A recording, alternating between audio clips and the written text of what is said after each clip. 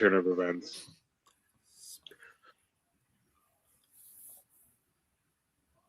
What's going on? YouTube world. Michael, Steve, Dave, IRP 266. What's going on, Brian?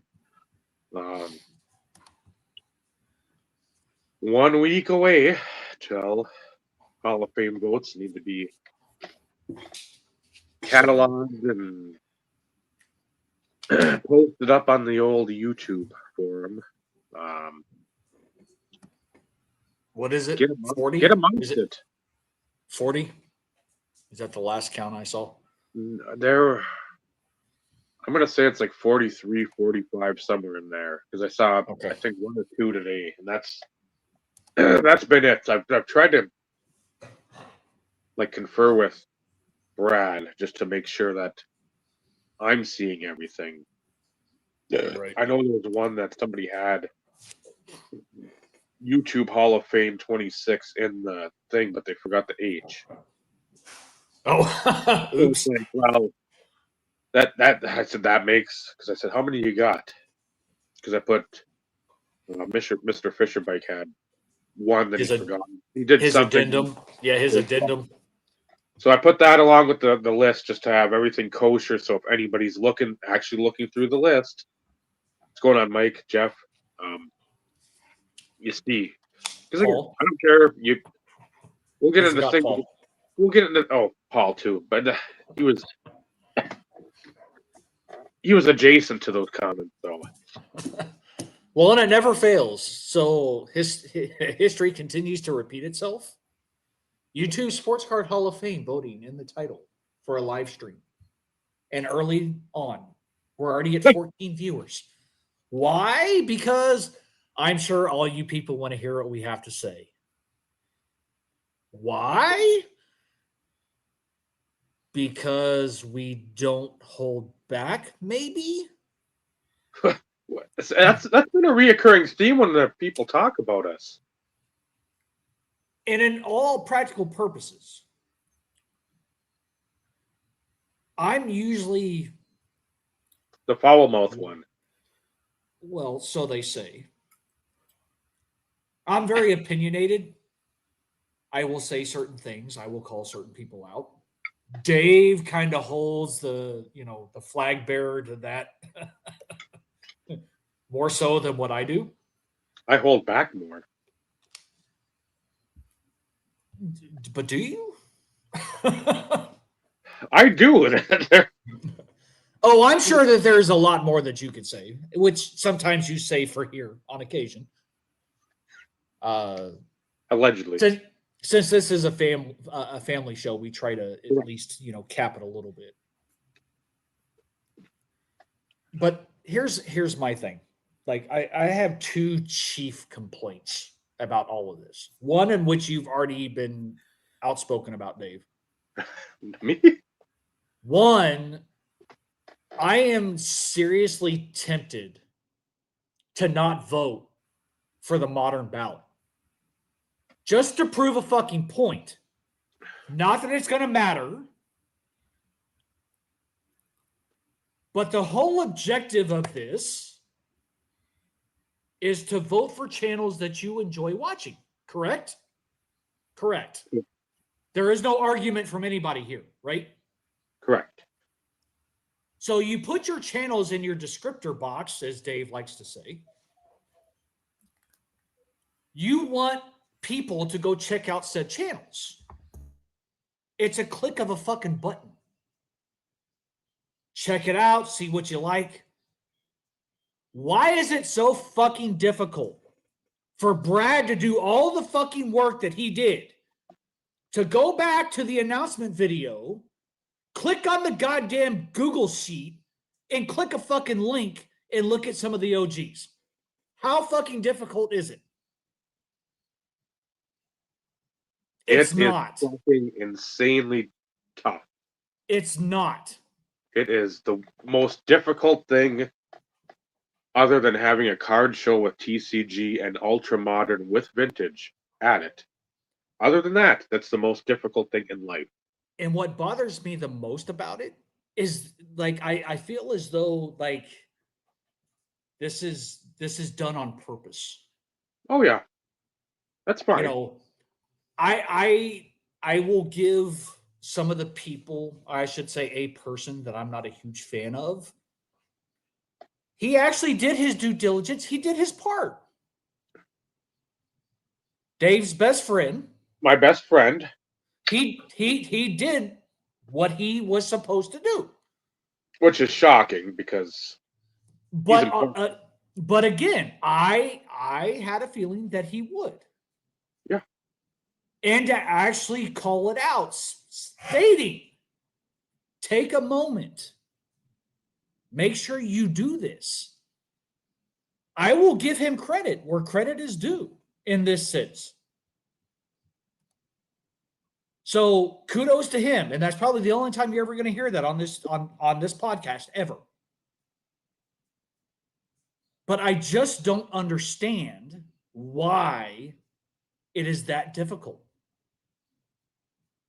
I just don't get it.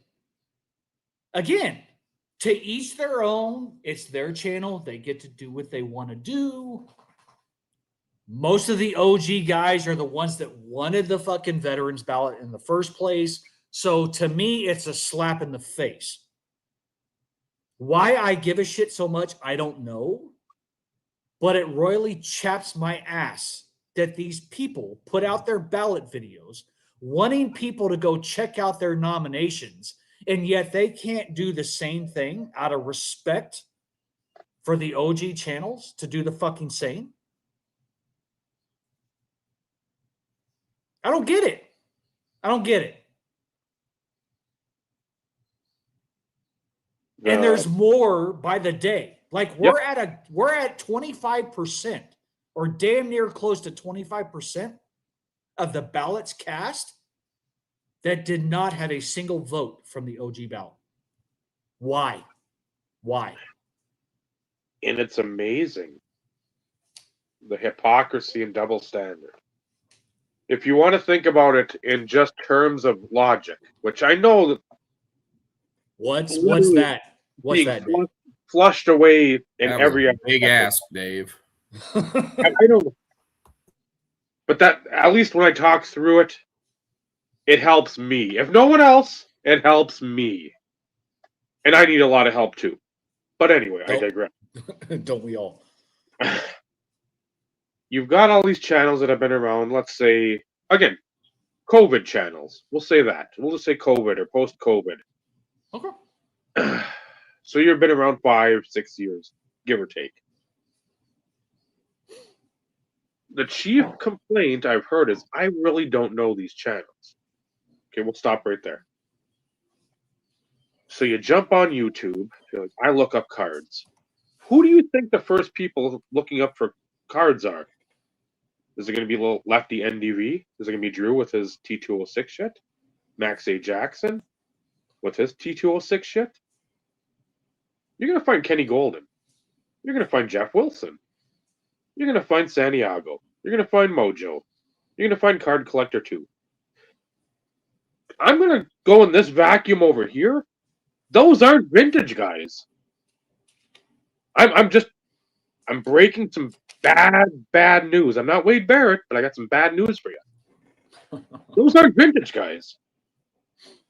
And I'm sure that first thing is I'm not looking up my whatever Redman 1954 fucking chewing tobacco card, some rare food issues, or your fucking Playtex cards that you need to have. You're looking up, okay, maybe vintage comes up, and it's something else. You're not getting all these guys you're following now. You know how the community was built? And again, I hope you're all sitting in your Barca loungers, sipping on your Arnold Palmers and fucking lamenting about the passing of Wilford Brimley years ago. Or Arnold Palmer. Both. Yeah.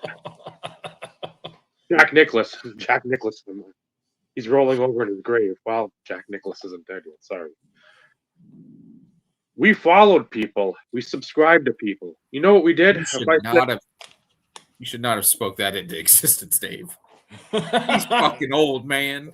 No, the reason why I do that, K-Fan, I'll divert a moment. K-Fan up here in Minneapolis, the what do you call it? Sports radio.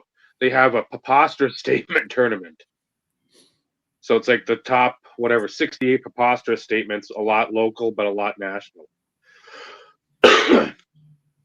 Someone had said on there that he was talking to, I don't know if it's Brad Faxon, talking to like Arnold Palmer the other day. And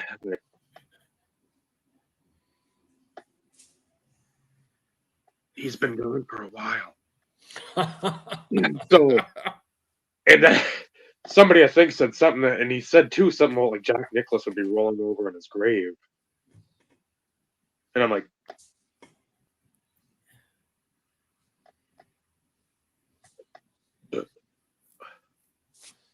Ding, ding, ding. well, that's the thing. You're so worried about the guys. Oh, they're 3 years. They're 3 years. They're 3 years.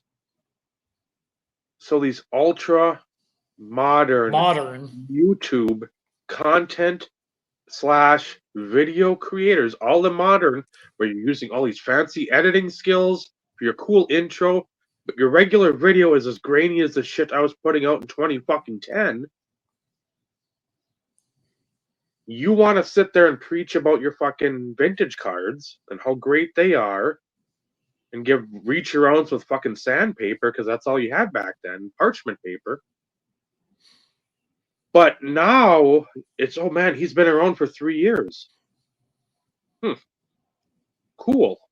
That's great. I mean, there's a lot of guys that have really put in a lot of work in 3 years. If I'm a vintage card collector and I bitch about Harold Baines going into the Hall of Fame and I do all this other stuff about he shouldn't have been in there. They shouldn't have really been in there. At least with Harold Baines, he was around forever. Right.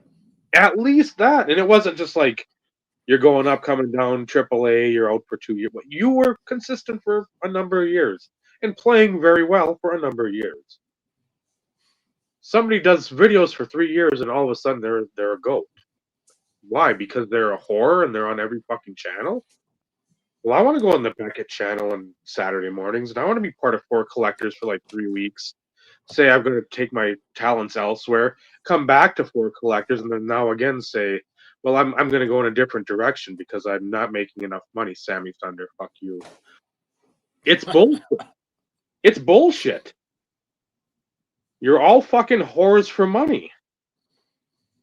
And that's the problem with this new vintage collecting. You're exactly like the fucking ultra modern collecting people. You just hide behind a different mask. That's all it is. Or popularity. It's fucking insane.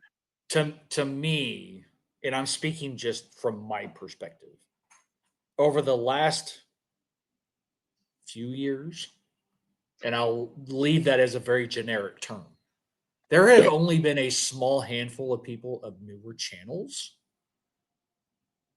to me, deserved to be in.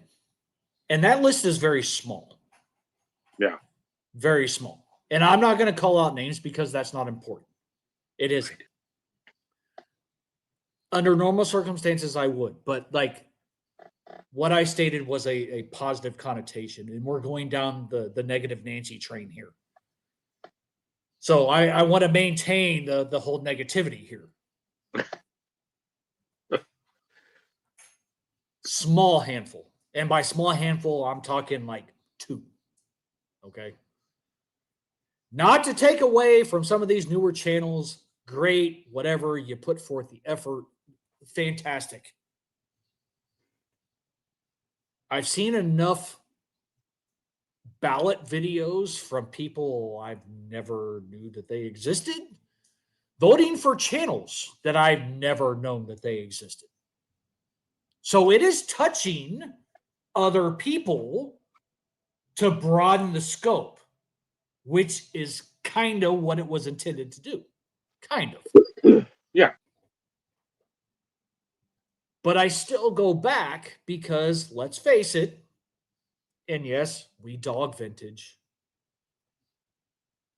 We don't hate it. We don't despise it. We don't dislike it. But almost everything nowadays is vintage baseball. That's what the bulk of the community is right now. So everybody bands together. But help me understand why or what the point is or the purpose is. Again, to not take a moment and look at the OG ballot. Why? Because the bulk of all of them on that freaking list are football guys? Do you have an issue with football? Of course, there's three main guys that are vintage baseball guys that should have been in fucking at the very beginning of this shit in the first place. Two of which have gotten significant number of votes, but one, not so much. In the name of Michael Shane, Jericho 941 IMI. Yep. And you want to talk about a hell of a dude, a hell of a person, a hell of an individual? They don't get better. No. I don't know half these fucking people now, but there is hands down one of the nicest individuals that I Ever. had the opportunity to meet Ever. at National. First time I ever met him. And it was almost as if we were best of friends. And we had very little interaction. A hell of an individual, a hell of a person. We talked, I think, that Saturday for probably 30, 40 minutes. But doesn't get near No. the love and appreciation that he should. And again, a wealth of knowledge of vintage shit. And then some. And Yeah. then some. Yep. Plus, he likes suffering because he likes Fran Tarkenton. Yeah. So, you're a Vikings fan. But then you've got Drew, and you've got, I don't know Max Jackson's actual name, but you've got those two guys who have been doing it forever and a day as well. And yet, I'm going to say 80-something% of the new guard, the new channels, have no fucking clue even who those people are.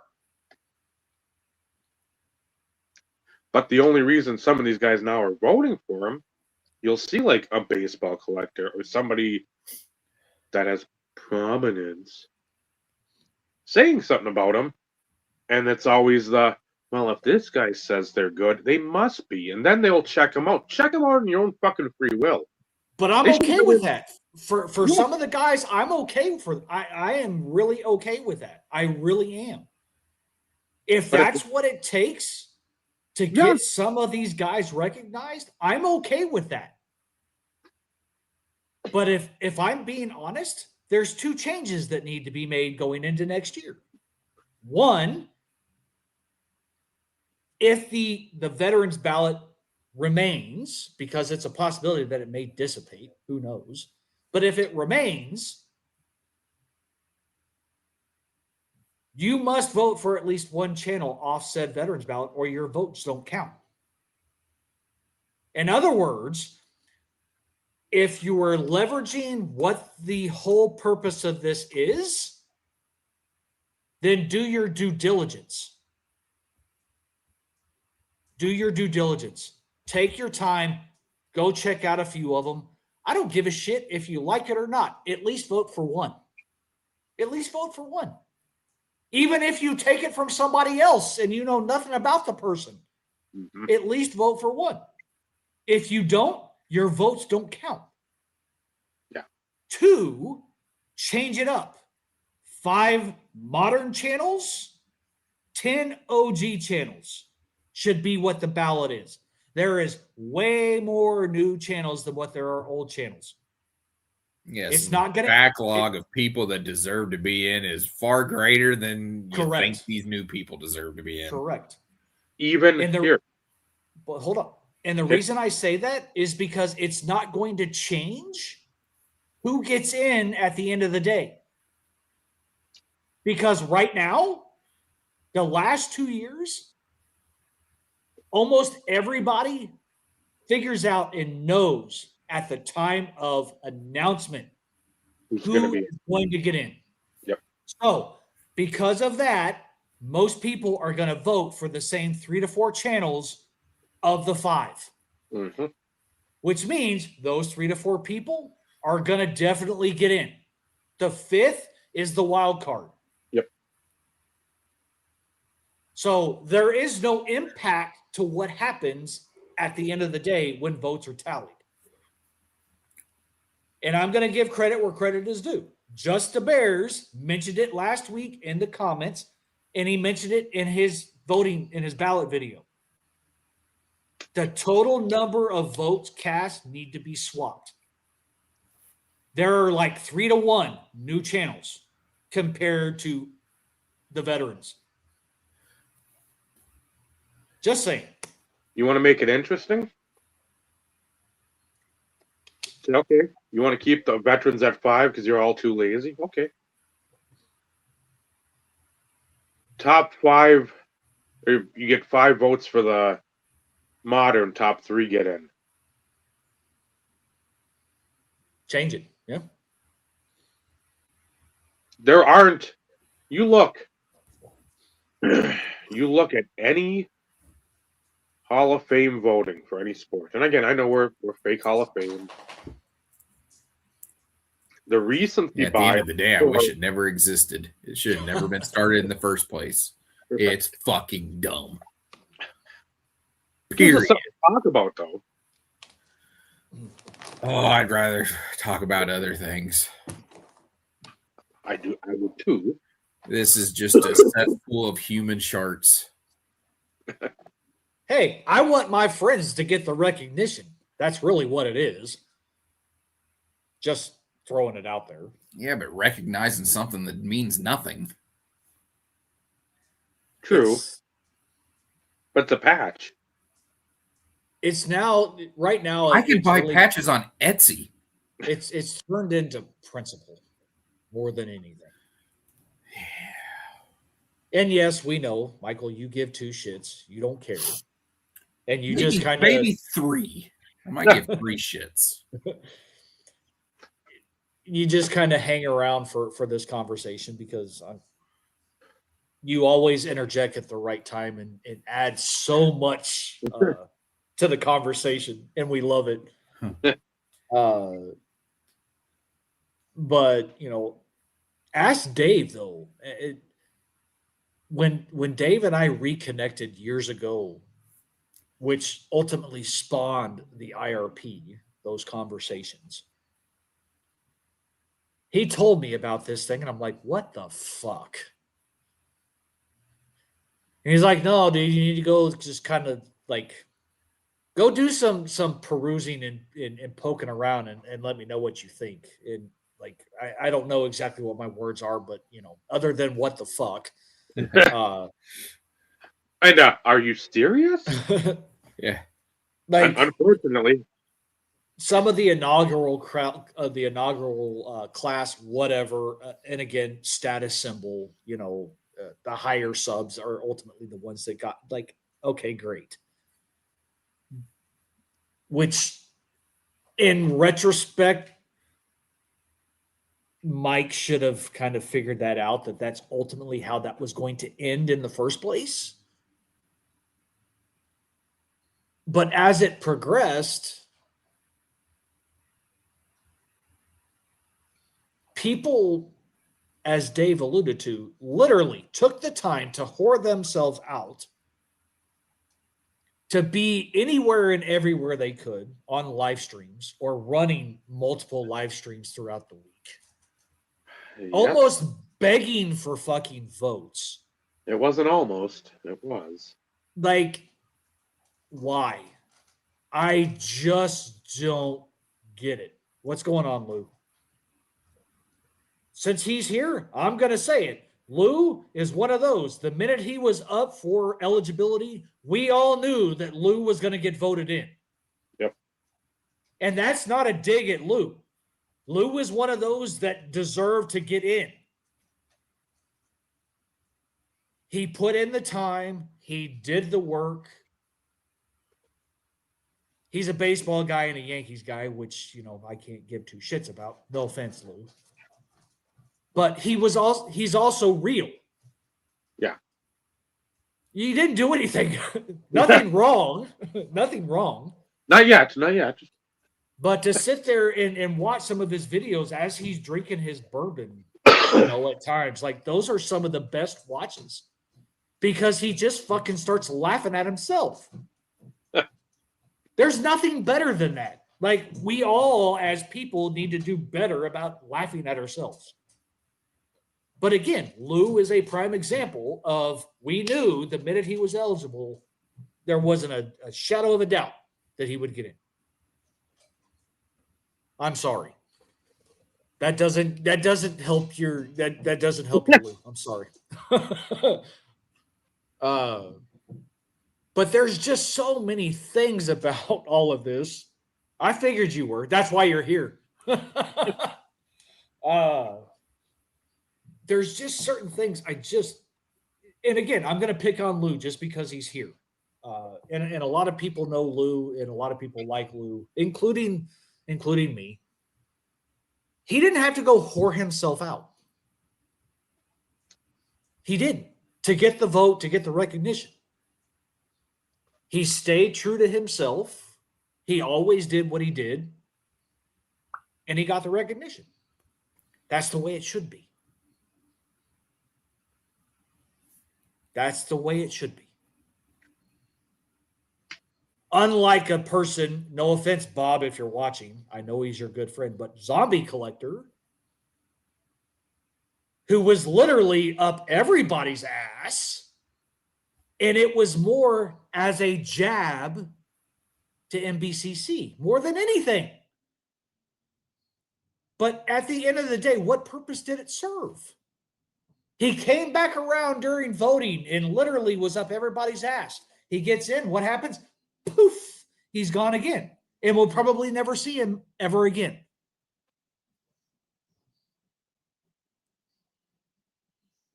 Just saying. And I'm sorry if there are other people here in the comments that are good friends with him. Maybe he has some personal stuff going on, whatever. And if that's the case, I feel for him. But again, it's the one example that we have that literally whored himself out just as a jab. So, and me personally, on a different note, although I said early on that I seriously am considering not voting on the modern ballot, I can't do that because there are people that I enjoy watching that are baseball people that I feel are well deserving. And yes, one of them happens to be here, and that happens to be Mike Hitman 23. He's not getting near the votes that I feel like he should. That motherfucker is consistent. And I don't mean that disrespectful, Mike. He's consistent with putting stuff out. But I just find it interesting that the bulk of the votes for the modern people, almost all of them are the same. Why? Why?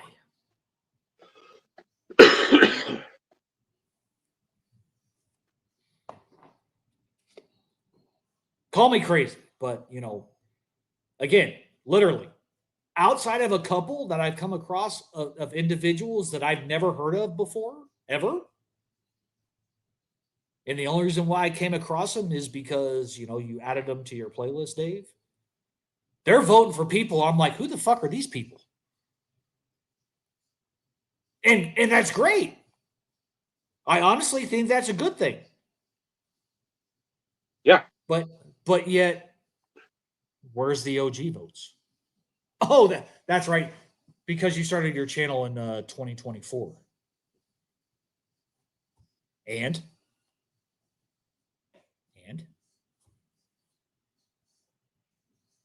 Yeah, It takes 5 minutes. 5 minutes. Even if you go through the list, say, you know what? I'm going to pick 5 of the yellow ones. Folks that have made stuff in the last year. And Lou, you are absolutely right in that statement. I just don't like it. I don't like it. Because to me, it indicates people aren't willing to think for themselves. Well, and again, Because I can almost guarantee that even though people vote for they vote because other people vote for the same channels, not always because they like them. It's because they vote based on, like Dave said, if so-and-so thinks these people are good, then I should vote for them too. No, that's not how shit works. If you enjoy the stuff that they put out, fine. But just because Dave fucking votes for his channels, I'm not going to go run and vote for the same shit as Dave. There will be similarities, absolutely. But that's because we're OG, so there's going to be some similarities. But they're not going to be the same thing. I feel like every time I turn around, everyone I go look at, and yes, I'm sorry, I'm not watching all these fucking videos. I'm not. I go look at the description, and it's like, oh yeah, this ballot looks familiar. I feel like it's a cut and paste from somebody else.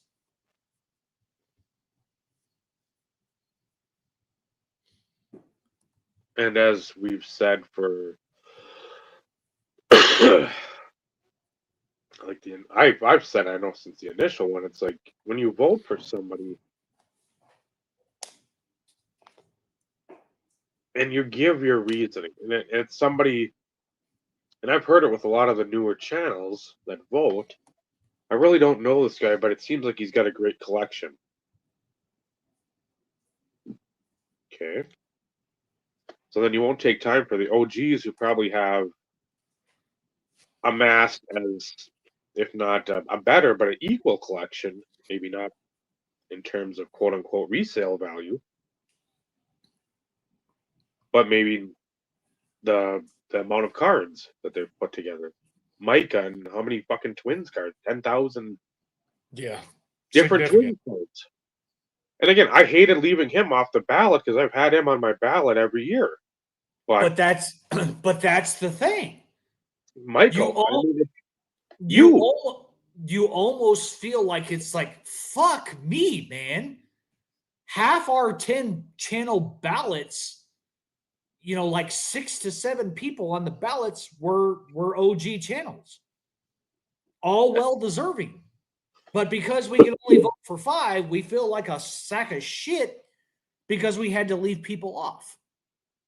It's like, why are you punishing the quote unquote pioneers? Well, and that's like, I highlighted Lou's comment, and it's still up here to me, when I know I wasn't the first one to bring it up, whether it be on video or in conversation. But in my video, when I brought up like the Veterans Committee, that's kind of what I was alluding to. Yep. Is past Hall of Famers should be the ones voting in the OGs. Whatever that looks like. Yep. If you vote for 3, you vote for 2, whatever, an X number get in. Like, that's kind of what I was alluding to. Yeah, because when you leave it in the hands of the public will always fail you. And that's true too, Lou. Like, Bob kind of goes into semi-retirement. But in Bob's defense, he's stuck working nights, and sometimes we're lucky enough to get him on here, and other times we're not.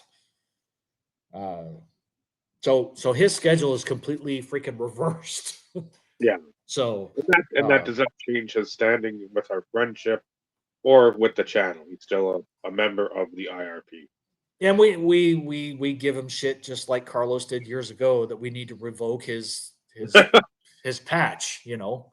And it's been an ongoing thing for years. But you know, I'm glad they finally did the OG. Oh, I know you are. I know you are, Lou. It's hard to not pick on Bob just because Bob is Bob, and he takes it in stride. And when he's on point, then he hits you back, and you're like, "Fuck, okay, I'm gonna shut up now." That one kind of hurt. I'm glad that they did the veteran stuff because that was something that was lacking for years. For years. As we know, this is a trial run. So if it continues, there could be some changes in later years. We are always vocal here. We always offer suggestions when it comes to certain things, whether or not people listen or not, who knows. But, you know, again, Just the Bears is the one who suggested it the first time here and on his video. Change the veterans ballot to allow 10 votes for the veterans and 5 for the modern. Because there's always going to be modern channels. Yeah. They're always going to come and go. The veterans ballot is never going to change unless at some point people are like, oh shit, hey Brad, you forgot somebody. So there may be, you know, some randomly added here and there just because they were forgotten or Brad maybe didn't know about them. I know that there was a comment on the video where he published the initial veterans ballot that said there. I know of one comment. I didn't go back and watch it to see if there were others that, you know, somebody was missed. I assume that Brad added it. But yeah, and Mike, I'm not opposed to that either because, you know, unfortunately, this, and I'm going to use the broad term, this community, because that's what it's still supposed to be. We've lost more people than I feel like we should. Some due to illness, some due to age, some due to just fucked up shit. And I'm using that term loosely because, you know, some of us are not always privy to things that transpire. But I also go back to, you know, you had like the Good Guy Award, and that was originally done from a more along the lines of a posthumous type scenario. I mean, let's be real. That's one of the main reasons why, and this is not to take away with what Ricky did for the community, but that's one of the main reasons why Ricky ended up getting in. Again, another person who was well deserving. I'm not taking that away from him. Rest in peace. But the question becomes, would he have still gotten in if he wouldn't have passed away? Would he have gotten in at that point, or would it have come later? Mike, I can't answer that question because, like, that was the whole, like, if you made the Hall of Fame, you cast your votes as a Hall of Fame member, and you had the longevity award or whatever he called it, and then like the Good Guy Award. Joe Ryan Good Guy Award, I think is what it was. But you know, there's a ton of people, unfortunately, that, you know, we've lost over the years. And there's some that should have been on the OG ballot that probably aren't on there either that passed away. Because unfortunately, the older we get, the more we forget about people. So there should be some like posthumous sort of part of the hall to where, you know, if we lose somebody in the community, doesn't matter how big or how small that they are, if somebody knows about it, that should be an automatic. That should be an automatic. And I don't think there's anybody out there that would disagree. And if they do, then, you know, they probably deserve a swift kick in the nuts Correct. and disappear. Because again, this is supposed to be community. People do interact, not just through videos and comments. We interact outside of YouTube and everything else. So although some of these smaller channels may only have interacted with a small number of people, why would they not? We're small enough from a niche perspective to where that's not going to hurt anything. I was gonna say I'll bring up Joe's favorite that he always votes for, Joe Spice. Yeah. So Well, yeah, the one that sticks out to me from an OG perspective, Taz McCann. I mean, she passed away from cancer. Her love for sports cards and YouTube is what kept her pushing Going. forward. And she, like, one of the sweetest people you would have ever met. Very down to earth, very friendly, very upbeat, even though she had the shit hand that she was dealt. But she never bitched about it. She never complained about it. She was always positive. Mm. And then there, I know there's the other guy that I can't remember what his name. The guy who always busted packs had like New York or Well, there's Yankee like, in his name. was it 84? I don't remember. But and I feel bad for not remembering. But you know, it's when you've been on here for 16 years, it it's hard to remember everything. And the sad thing, there it is. Jeter Demand 1. Thank you, Ed. I knew somebody would know it. So it's just like there's two people.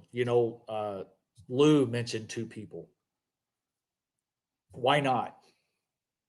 Again, if anybody were to have an issue with it, then we would need to run them out. Because if this is actually a community, as everybody says it is, or in the words of Paul, card mutiny, Ed uses that term on occasion too. Why not put them in?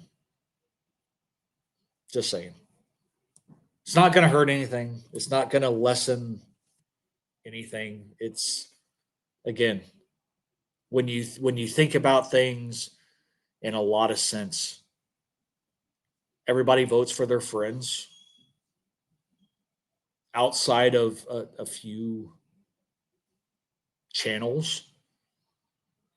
So there you go. There's another one. Speaking of just the Bears, but let's face it, a lot of people vote for their friends, which again is I'm not dogging it.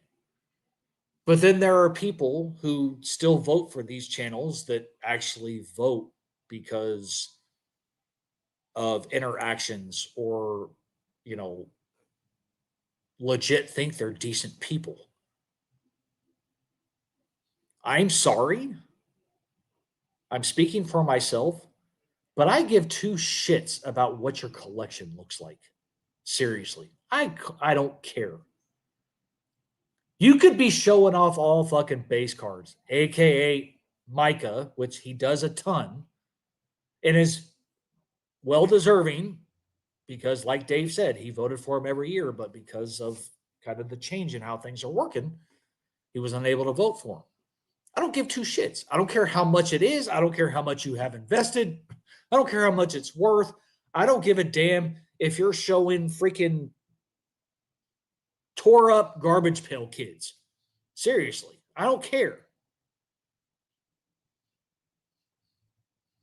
Lou, you know that that's not how that works. There are some people who have really good collections. That's great.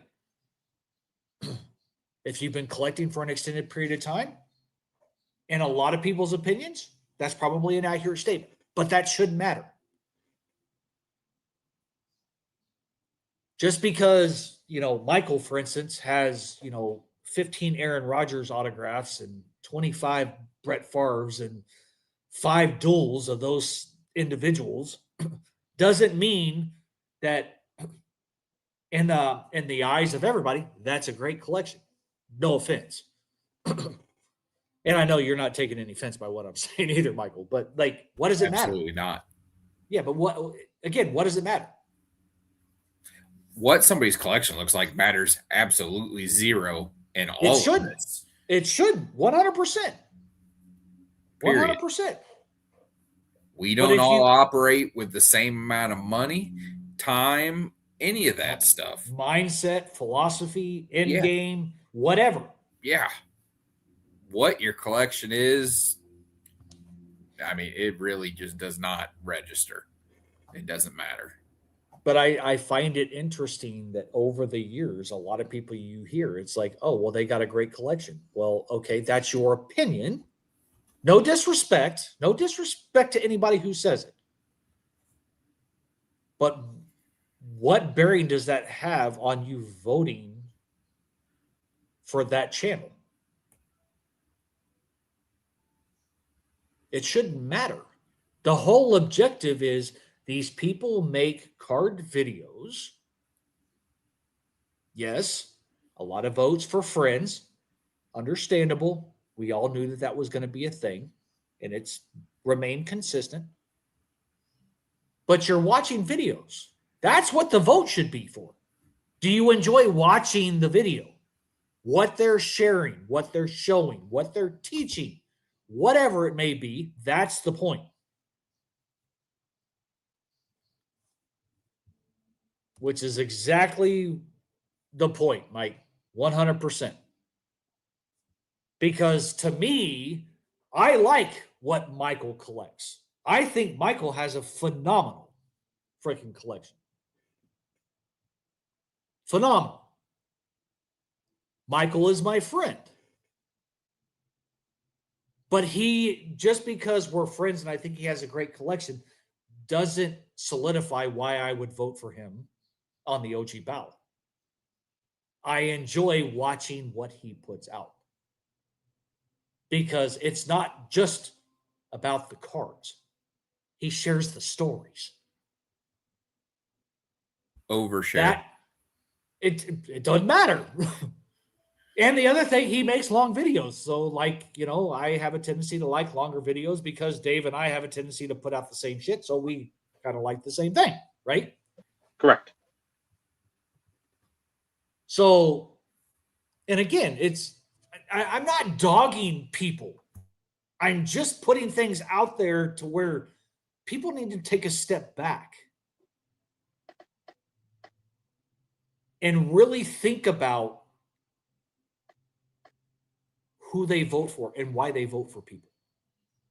Oh, that'll never happen. I'm aware. But, a part of me hopes that happens. Mike doesn't always show the shit that I care about. Again, we've made it perfectly clear. I hate vintage baseball. But I like watching Mike. I like watching Lou. I like watching Orlando. I may not catch every video, but I still watch them because I enjoy what they bring to the table. It has nothing to do with their collection or the value or lack thereof, for that matter. Because again, if somebody wanted to literally show off like beat up shit from their bike tires from 30 years ago that are absolutely worth nothing. But if they tell stories or certain cards mean something as to why they did what they did, that's what matters. Not, hey, I saw this 70 Clemente in John Boggs video, so I got it. And then I saw it in Sammy Thunder video. And then Chris from Missouri. And then Orlando. And then it's like, it's a good card. Can you think for yourself? What hand are you going to wipe with? Do you have a group text for that too? It's at what point in time? We've said it. We'll say it. Collect what you like. Collect what you like.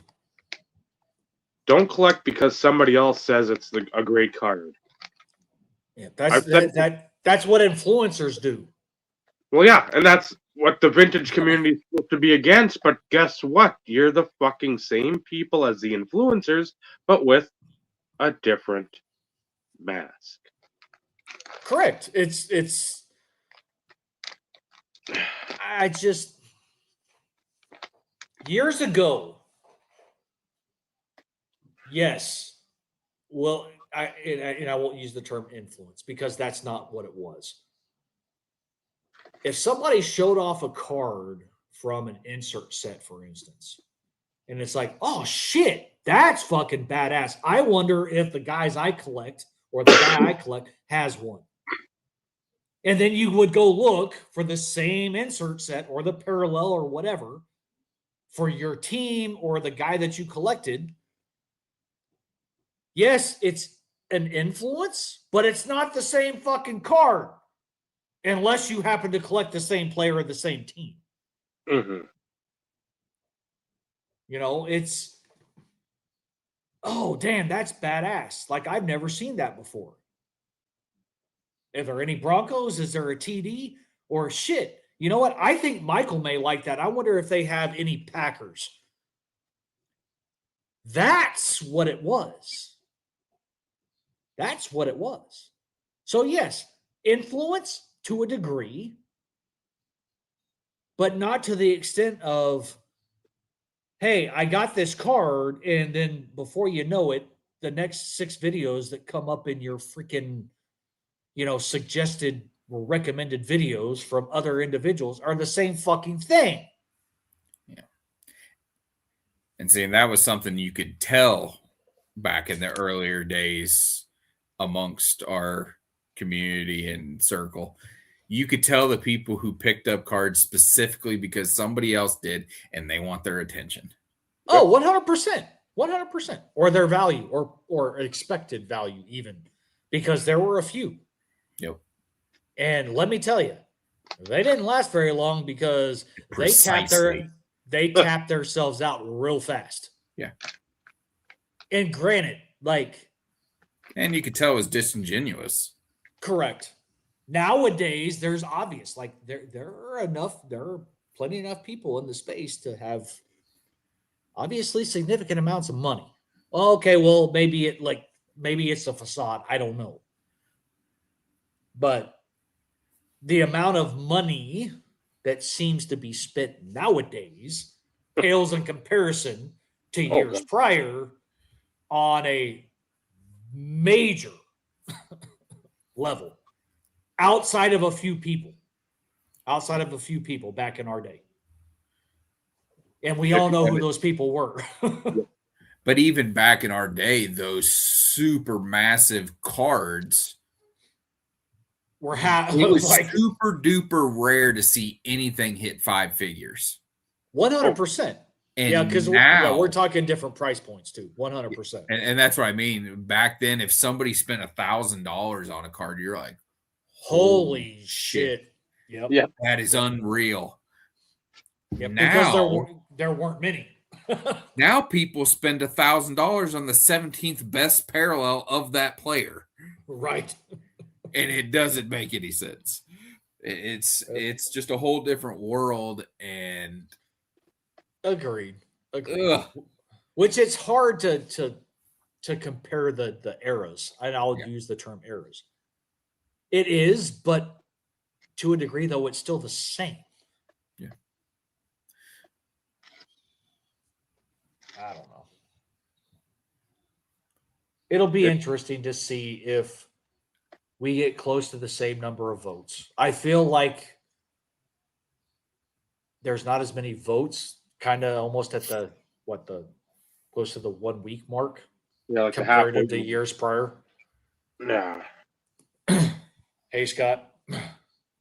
Again, like Scott's another one.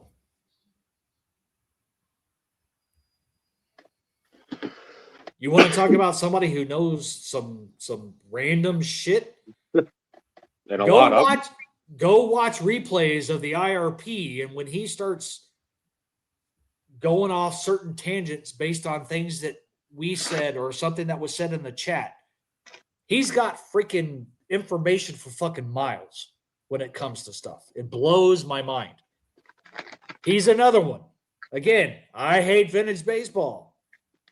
I don't watch every video, but I will take time to watch some of Scott's just because, like, I feel like I learned something. Mm-hmm. And it's the story. You know, and there's a lot of people who do that. Those are the ones I'll watch. Those who literally just show a card and talk about, you know, well, I picked this one because of the eye appeal and, you know, potential value. Like, I don't give two flying fucks about how much you think your shit is worth or how much it's going to be worth later on. Why does it matter? If you are coming across as a collector and that's the whole point of your YouTube channel, then value should never come out of your fucking mouth. Because guess what? If all my TD shit goes to negative $5 million, do you think I give a shit? No. Why? Because value means fucking nothing. And if you keep talking about all your cards, what are you going to do after you die? We've said it before. Spoiler alert. It doesn't fucking matter. Yeah, not unless you have it spelled out. Like, who cares? But yeah, that's the thing. It's like, you're dead. And we've even had the episodes on it. Coffin cards. You know, Yeah. What do you hopes to get out? Like, what's going to be buried with you? You know, like, what happens when you're gone? What goes on with your collection? Well, like, for me, I want the shit to be able to go to my children. What they fucking do with it after that, I don't care. I'm dead. If they make some money, great. If they don't, hopefully they keep some of it and pass it on to their kids, and it keeps going. Like, to me, it's my legacy. This is what my dad did throughout his childhood and his adulthood. It brought him immense joy, great friends across the country. I want to keep some of this and continue to pass it on. That's what I want. But if they make a few bucks on some shit too, then great. And I hope they do. But guess what? You're I don't dead. care either way because I'm dead. God, it doesn't change anything. Yeah, I get, like, again, we've said, like, quote unquote end of life planning, but what do they do after? Who fucking cares? You think you're at a round table somewhere fucking, like, watching these TVs like Mask, and there's some goddamn, oh no, they're gonna sell it to the influencers. Oh no, who fucking cares? You're dead. You're getting eaten by worms or you're burned. Who cares? I just don't get it. Stop making stupid videos for clickbait. John Boggs. Nobody cares. Fuck. God damn it. This community is just, it's not a community. It's a bunch of grifters who try to get as much out of people as they can before they fucking go on to some other venture and avenue. You're not going to have anybody ever fucking collecting players specifically again. Never. Never will fucking happen. Because of prices. And you don't have the generosity that we had in our day. Yes, the price points were different, but guess what? We had generosity. I'll promote it. I'm not Vinny, but the Christmas episode. Some people go too far on it. It doesn't matter. It's what we want to do for our friends.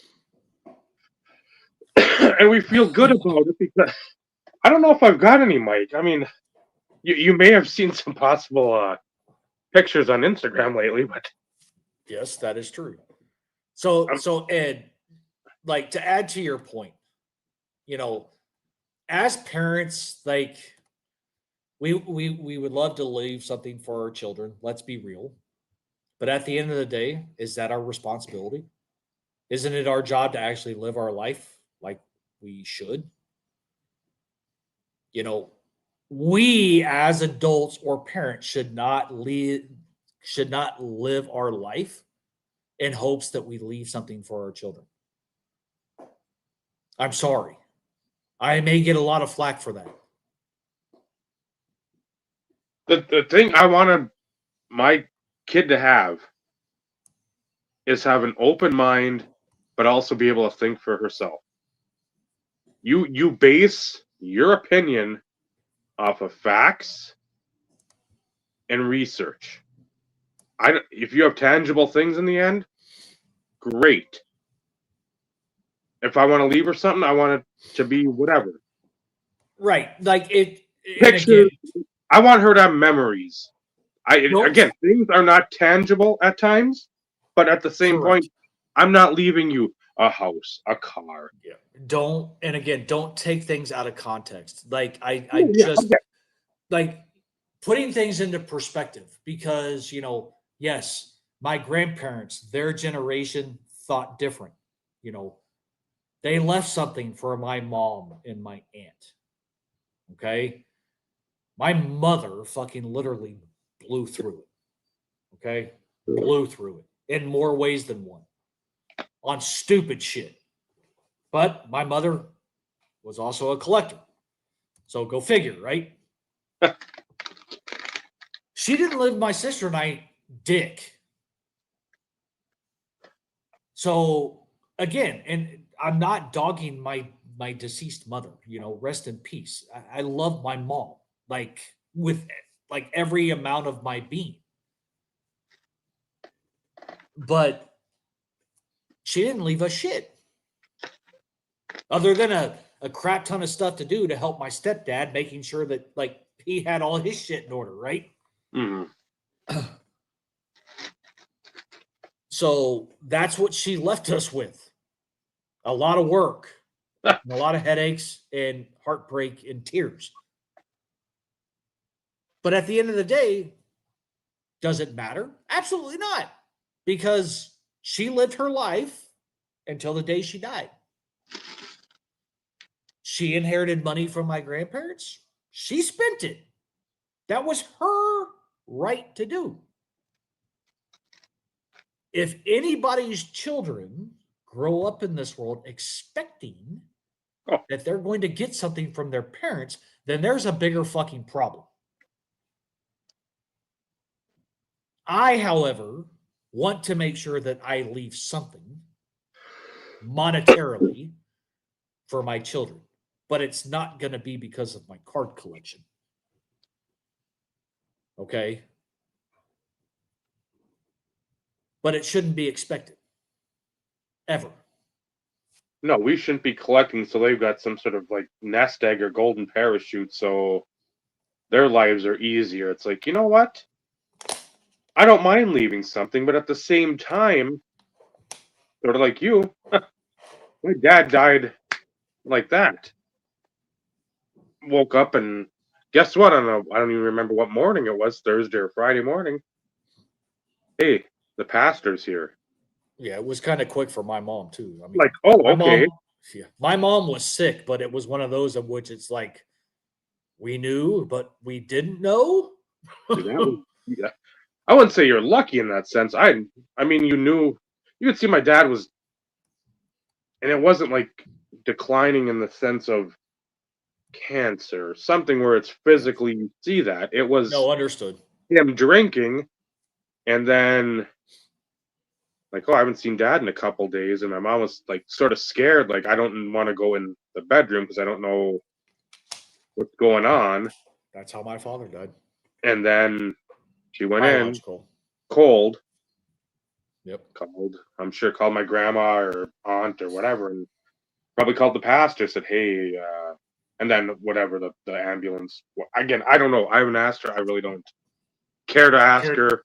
Care to Yeah, bad it's memories. only a shitty part of my life that I obviously get it. can't forget. So it. yeah, you're going down at 7 a.m, and then, hey, Dad's dead. And you're outside on the sidewalk, and you're just like, Hard what? to grasp. Yeah. And then neighbors are coming over and like, hey, what's going on? And you're just like, my dad died. Yeah. And you're like, everybody's just sitting there like, what? So again, you're thrown for a loop. And for me, with him dying like that unexpectedly, the house we were in Superior at the time, and we were less than a month from moving back to Ely because we had a house here. We were gonna all fix it up, and he was a woodworker and did all that shit.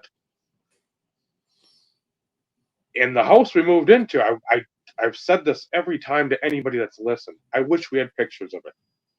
Like when we moved in, you would be fucking stunned. Yep. There was like 2 boards in the kitchen for flooring because they had ripped it all out and was going to put different flooring in and all this other shit. And then same with the bedrooms, paneling off the walls. It just shit. It looked like a house that was going to be demoed instead of a house that was going to be fixed up. So for probably the first year, that's what we lived in, while other people used his tools that we had to barter with them and give those away to those people because we didn't have the money to pay. Right. So I don't want to leave that type of situation, but at the same time, I don't want to leave you so you can fucking do whatever you want on the back of my hard work. Right. That's sort of, I'm like, I have a lot more than I thought I would at this point in life. So it's well, not to change the subject from the morbid conversation, but Nick brought up the question of like when the hobby went off the rails, and I just wanted to point out like Lou bringing up the whole COVID thing, which 100%, and then Ed just kind of adding to the whole fiasco. So like, I wanted to make sure that we weren't ignoring the question, and that's what. But that's ultimately what it was. You had people bored. Yeah. So Mike Vincenzo's been under the weather the last couple of weeks, and by under the weather I mean like hardcore under the weather, where he's been sleeping a lot in his downtime, because whatever he ended up contracting has been kicking his ass. So we do keep in touch. He didn't say anything about not being here tonight, but I will say he's on kiddo duty because better half happens to actually be in Dallas this week. Benny sucked and forgot and failed to tell me. I got a random text from better half this morning. Hello from Dallas. And I'm like, hi? Because usually, like, he usually tells me. Yeah, I remember like the end of last month. Like, I'll let you know when the exact dates are. Yeah. Okay. Nicely done, Lou. Nicely done.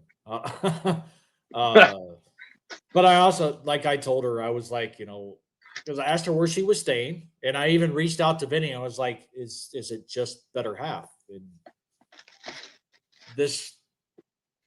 I don't think this was the trip that was planned, because I want to say there was one to be later, but C's supposed to be like on spring break or something.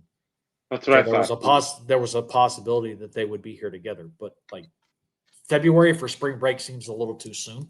Yeah. But I asked better half, I was like, where are you staying? And I pulled it up and I was like, oh, I was like, you need to be a little bit further north because like that's an hour drive. I'm like, I would love to see you. And I know you're here on business. Like, I know what you're here to be doing. It would probably be extremely difficult. Anyways, you got in this morning, you leave sometime Friday. Sometimes that shit is difficult to coordinate, especially if you're here on business. And depending on what the agenda is, if you have like evening meetings or evening dinners, that type of stuff, it almost makes things damn near impossible. So I probably, oh, Scott, it's not the traffic. It's just where I am comparative to where she's actually at the hotel. Has nothing to do with traffic. I checked it at like 11 o'clock this morning, which is fairly light from a traffic perspective, and it was like 54 minutes. I'm like, yeah, no. Nah, I love you. And again, I would love to see you, but like, I'm not driving an hour to potentially only be like, hey, hi, give me a good to see you. And then bye, gotta go. Yeah, no, not happening. But I digress. So yeah, I think we hit a record tonight as far as consistent viewership. But then again, this topic usually does for more ways than one. You didn't even have to show your butthole. Yeah.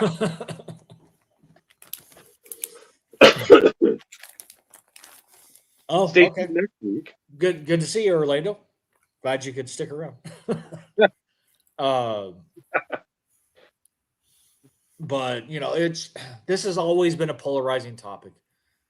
It has been for us for years, for a multitude of reasons. And again, we still participate, and yes, I plan to participate. I am not going to ignore the modern vote because there are people who are definitely deserving. Will I vote for 10 channels? Probably not.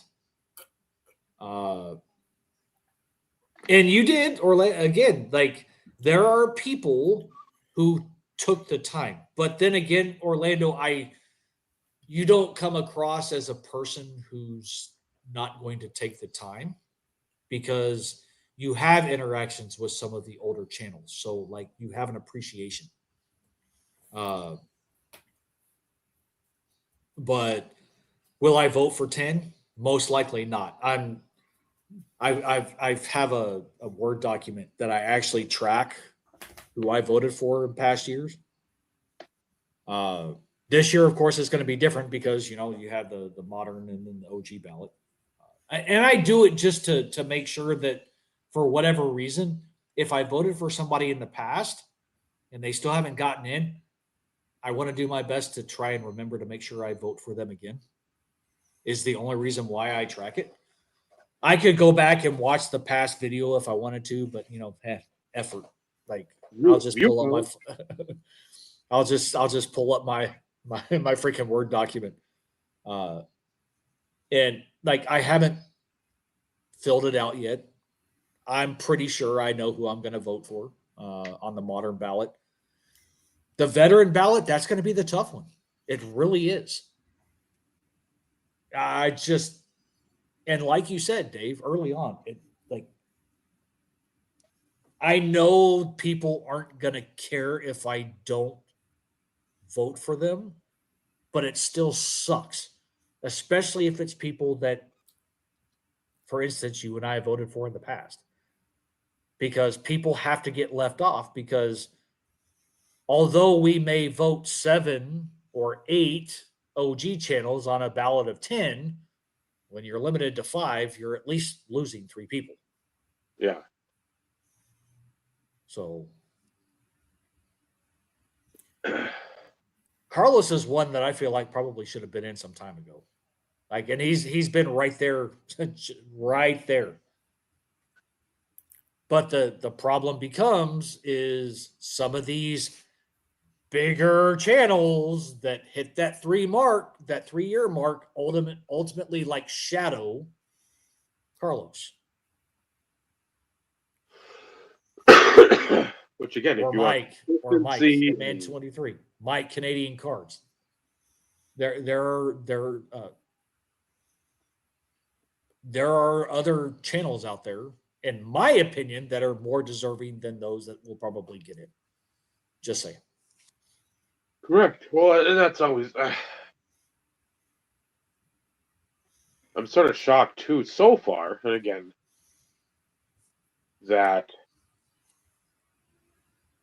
some of those bigger channels, like they made the stink, last year, 2 years ago, like the Jeff Wilsons and that ilk, like Yeah, stepping but out. I know.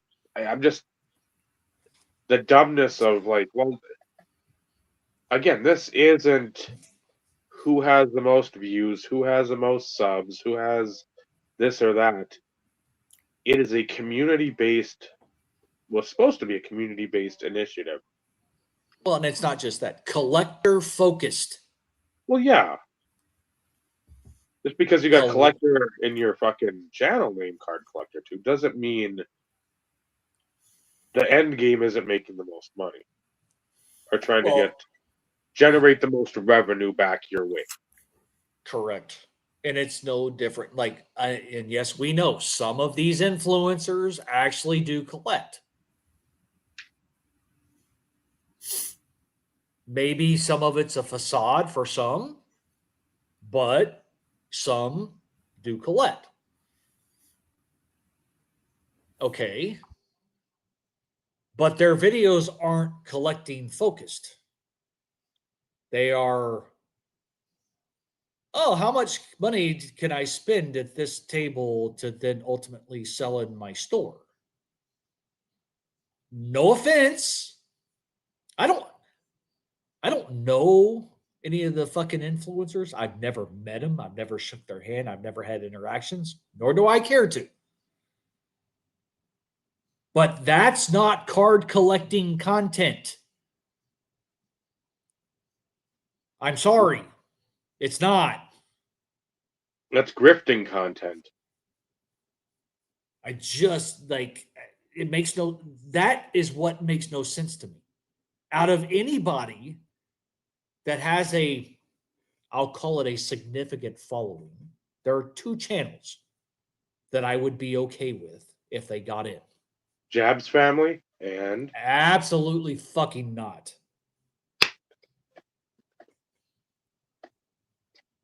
Collector, investor, dealer. Because he talks about the collecting aspect. He's been to the YouTube hangouts. He's had interactions. Overall, he seems like a freaking he seems like one of us. Just a regular dude. Yes, he does it for a living. He makes money. Great. But he also focuses on the collecting aspect. That one I'm okay with. And then, of course, the more controversial one. Anybody want to guess? Chris from Missouri? No. Sports Card Radio. No. Only because they've been making quote unquote card related content forever, it seems. And they have quote unquote collected on and off over times.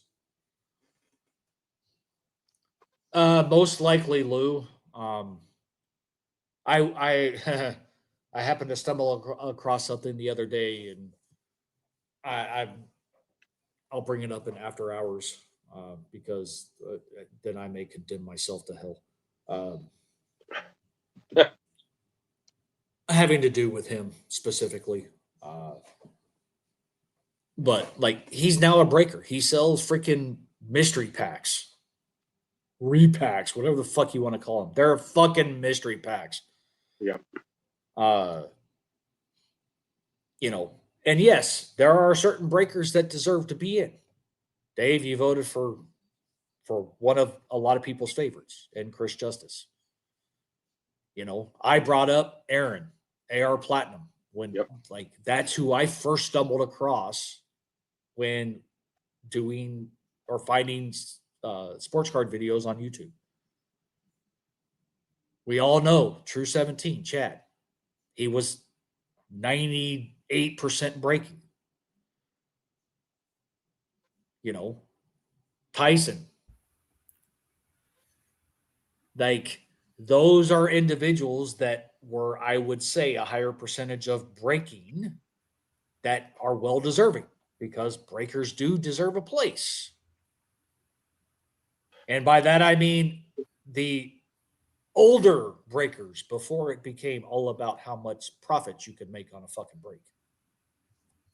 Just saying.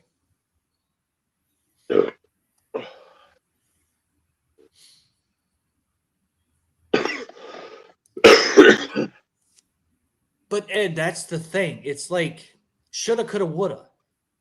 When it comes to the veteran ballot, it is so difficult because you could sit there and you could have a list and then go about your day, and then that night the list could be fucking different. Because there's so many that you think about for whatever reason, a memory pops in your head. It's like, oh shit, you know what? I'll vote for them. And then it's like, okay, well, who the fuck am I going to take off? That's the issue. So, you know, no matter who you vote for, you're going to leave somebody and multiple somebodies off that you really would want to vote for too. No, Carlos, not those kind of broken bones don't count. Broken bones don't count. Just throwing that out there. But it's, again, this is always a polarizing topic. We have been steadfast in our feelings about this. Nothing has changed. Nothing will change. Because I don't think that there's a way to change the stigma No. of it. That is ingrained in this till it dies, if it dies. It's just, Lou, you better be in Detroit, because I think that's the next time we're going to be at National is Detroit. IRP comes to the mile. Everybody lock your fucking doors. Just saying. Load up on ammo. Yep. I like Chicago. Granted, it was my first one, but like, again, I like Chicago. If I'm being honest, though, the best thing I liked about Chicago is the fact that we were fucking however many miles away. And we could do our own thing and did like it. Not to take away from hanging out with all the people we wanted to hang out with. That's not what I'm saying. But like, we had our own little fucking group, and like it was something special. It was a fucking memory, just like the show was. I think there's some guys at the show I'd like to talk to more, but I've said it a multitude of times. I get overwhelmed with that many people. As do I. I'm like, you're sitting there like, Amish Dave. I'm like, who? Amish? I'm like, dude, just hold on. I'm glad I'm not famous, because I couldn't deal with like people constantly saying, "Hey, over here, over." I just no, but see, Dave, you're infamous. That's the difference. Because you stick out like a fucking sore thumb, dude. Like, let's be real. I stick out like a turd in a punch bowl. That's what I freaking stick out as. It's we had our group. What was it? Thursday night we had the the deal at the hotel. Yep. And in the show, I mean, when you ran into somebody, it was like, and again, we knew we weren't going to be basically going there for cards. Cards were going to be way down the totem pole. If we saw something, if we saw inserts and shit like that, like you and I, we look through boxes. Because, okay, there's might be a little honey hole here. Who knows? Who wants to bet on that fucking never happening? Yeah. Get your Vegas in now. But you'd see everyone everywhere. And we knew, again, at RBI, we'd see them all there. But Yep. it's just, there's so many people, especially, there's the bad part about being like an OG and actually valuing the friendships, the relationship with the person that's got the channel. And instead of like, I value you because you have a card I want, and then all of a sudden I've got that card, your value goes down to me. You're on the cold list in the Beckett now because I've already got what I need. And almost everybody knew everybody. That was the thing. Granted, it's a lot more difficult these days because there are significantly more channels. But Yeah. even then, like you may not have any interactions with these people, whether it be on comments or blog or whatever. But everybody knew Of everybody. you. Yeah, if nothing else, everybody knew of them, or like, hey, I've heard that name before. Isn't that the so-and-so guy, or whoever you collected? I told the story, Rodman 9. I had no fucking interactions with Rob. And Dave turned around and he's like, hey, Steve. And I was like, what? He's like, look. And I was like, oh, shit. Like, what am I looking at? And I'm like, that? And then, it's like, hey, Rob, what's going on? He's like, hey, Steve. And I'm like, he knew who I was. And you puffed out your chest. You're like, the IRP's finally fucking paying off. No. But like that just solidified the fact of, again, like people still knew everybody. You still had your cliques. That happens. Mm-hmm. You had people that you hated, but you had people within cliques that hated these groups or hated, like, not everybody was the same. There were only like a small handful of people that ultimately got hated, and we kind of pushed them all out the fucking door. Yeah. Addy ball. But it blew, like, it blew my mind to sit there and be like, I had very little interaction with Rob, because Rob was big time, best friends with Chad. Yeah. And almost everybody else was like a peon. Like outside, like, this is going to sound wrong, but I don't care. It's not like this is going to come back to bite me. Like, Chad wouldn't know half the people because all he knew was YouTube names and freaking fill in breaks and everything else. Yeah. He had his group of friends, and that's not me dogging on Chad. But when you had somebody like a Rob or a Beijing Thomas who was friends with said Chad, and you could run into them and they know who the fuck you were. Like, I still remember when BT showed up when I was doing the live blog shows for boxes, and he was there to buy stuff. Like, I like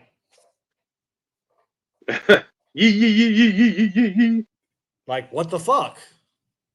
I mean, it was a welcome surprise, right? Like, BT, are you lost? But it didn't matter, quote unquote, really how big you were. People still knew most everybody. There were the exceptions, but those exceptions were minimal comparative to now. Yeah. Because, for instance, only because Lou's the last comment, although Lou is as popular as what he is, he sure the fuck doesn't know everybody. And he probably wouldn't be able to sit there and walk up to everybody and be like, hey, so-and-so, how's it going? Probably not. And Lou's around. Lou's on certain podcasts. Like, Lou has interactions. And that's because it's a lot larger than what it was back in our time.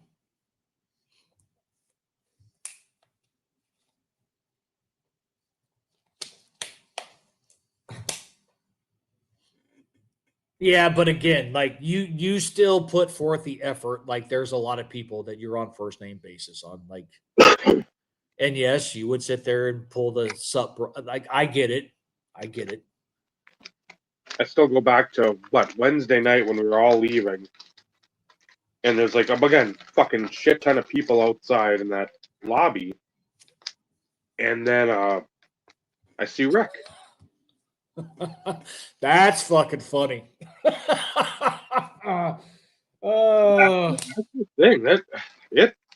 We love you, Scott. We love you. And I've said this too for whatever it was for my intro. 2 years ago for the the Hall of Fame, or 3 years.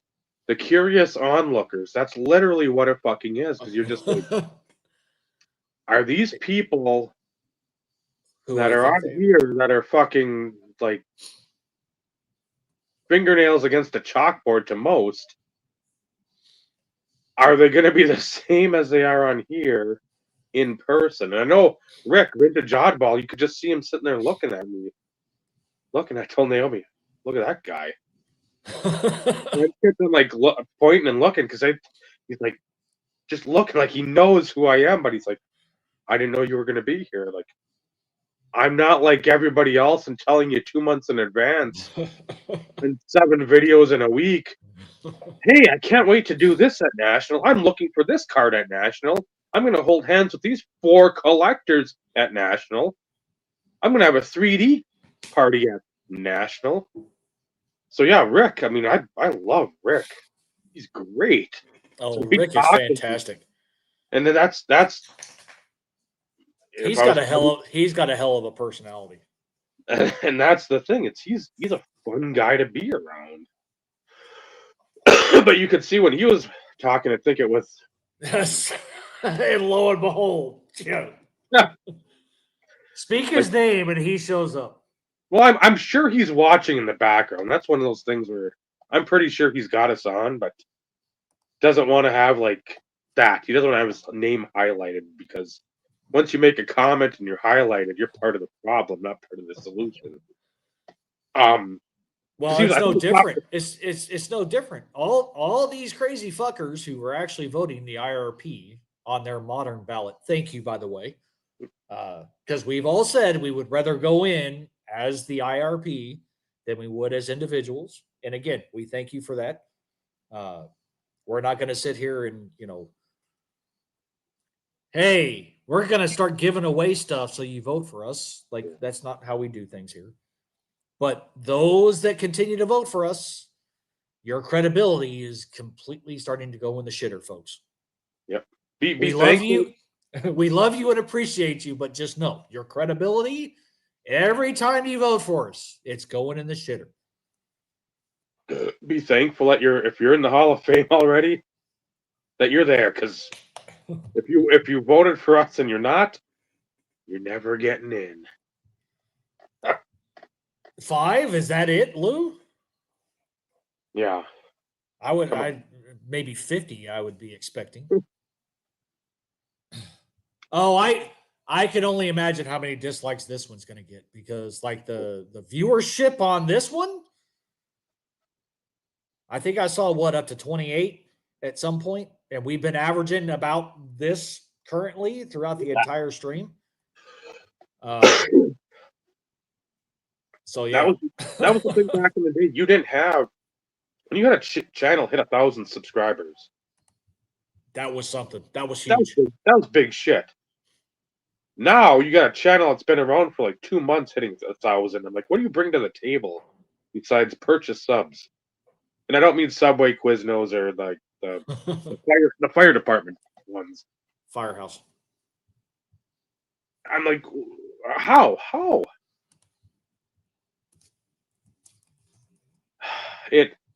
It's baffling because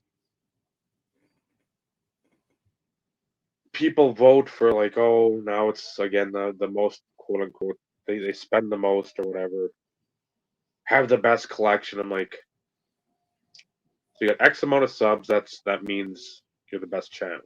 You sure? So I don't know. It will not. We can ramble till we're blue in the face. It never will change, no matter what the qualifications are, just because recency bias, and then you don't have people that this is more of the traditional hobby where you do stuff, you pick up cards, you want to chat with friends, you don't want to delve into the depths of like, hey, I want to get to know some of these channels. Let me just go through a catalog. Brad's got the link. Hey, the yellow, and again, either one. You want to go with people who haven't made a video in a while? That's fine. But the people that have, like, okay, let me just check out their shit. And I advocate don't look at any of my videos because Or mine. I make less and less about sports cards because I really don't care to show anybody anything, because then all of a sudden you see 5, 6, 7 people buying stuff that, like, and again, do your own research. I've been picking these up. You go back to some of those mail days, first 5 mail days on the channel in 2010. You'll see the exact same shit I'm buying now that I bought then. It's not a mystery. But go back, go look GSM cards, go look up Den 1013. Why can't I remember James's fucking YouTube? Fight on 5-2. Fight on 5-2. It sucks getting old, Dave, because we both do it. Oh, I know. Ghost of Zepho, Scoth 2244, Sictifer 2024, Wenzel 888. Boston Broncos fan. I mean, all these guys that have been around, and they just, again, when they see wherever the hobby was turning at their point, I wish Nick would have continued with his food review channel like he said he was going to do, but he didn't. Yeah, well, we all kind of knew that was going to happen. he might be enjoying tacos and clams. That's about the only thing he's eating. But it's like, but even he would come around every once in a while and make a random comment on a video after like being gone for 2 and 3 years. Yeah, and it's like, holy shit, that's awesome. He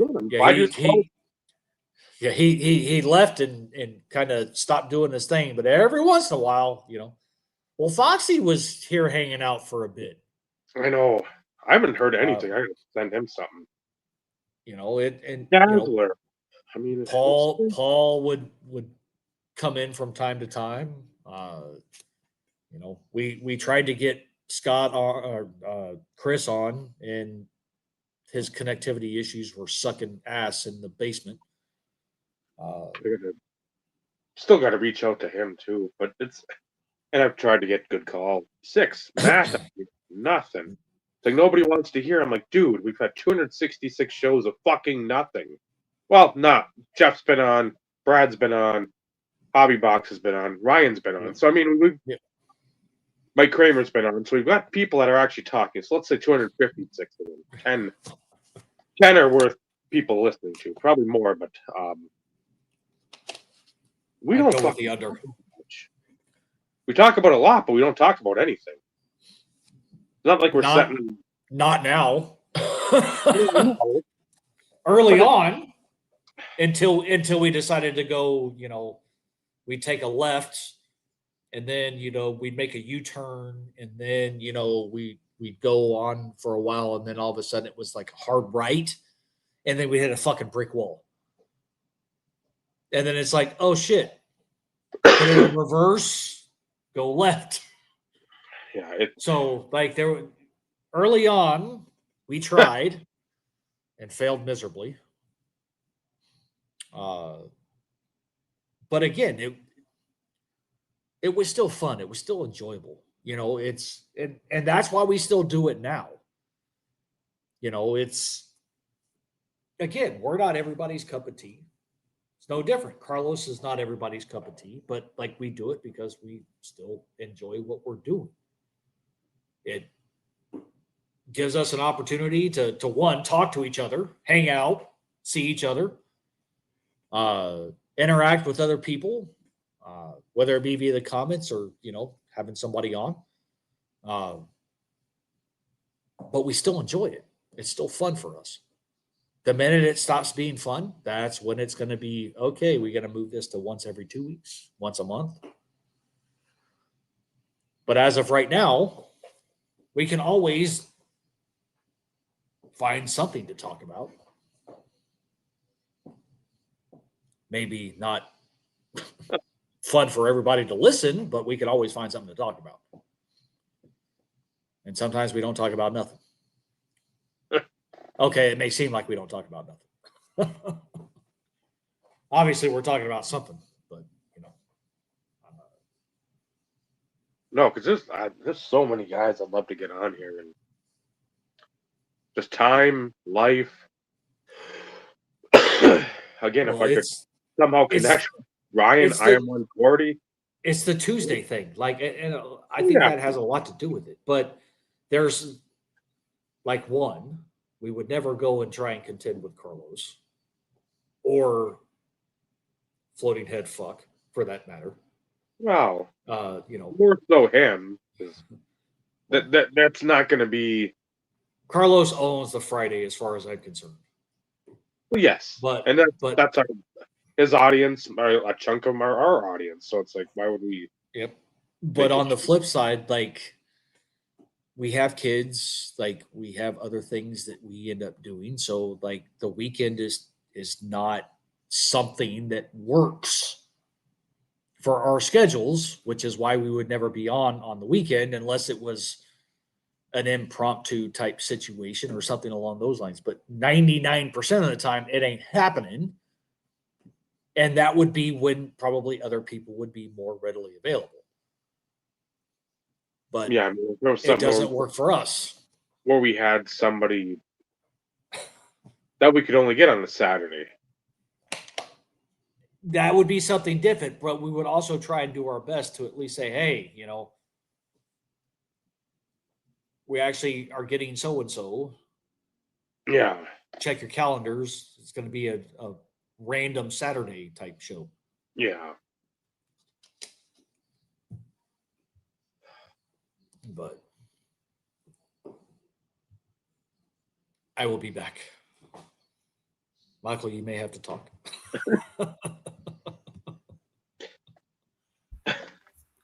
I know you're actually going to have to come off mute for once. Yeah. So how was the food? I mean, pretty great leftovers. Yeah. Oh, man. Yeah, I don't have anything